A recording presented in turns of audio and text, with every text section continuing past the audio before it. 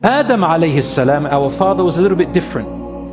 The soul was breathed into him when Allah fashioned him and created him. Allah breathed the soul into Adam. And you know what he did?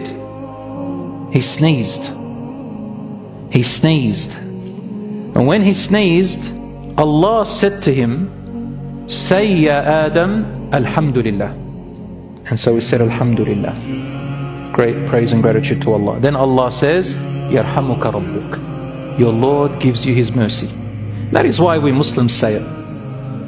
When you sneeze, it is a sunnah, a recommended act of a Muslim to say Alhamdulillah. And then you say to that person, when you hear them say Alhamdulillah, you say Yarhamukallah, may Allah have mercy on you. And then you reply a final word, Yahdikum Allah wa islih balakum. May Allah grant you guidance always, and may He make your affairs good and right. Beautiful greeting. And then Allah said to Adam, go to those angels over there and greet them with the following words, Assalamu alaikum, peace upon you.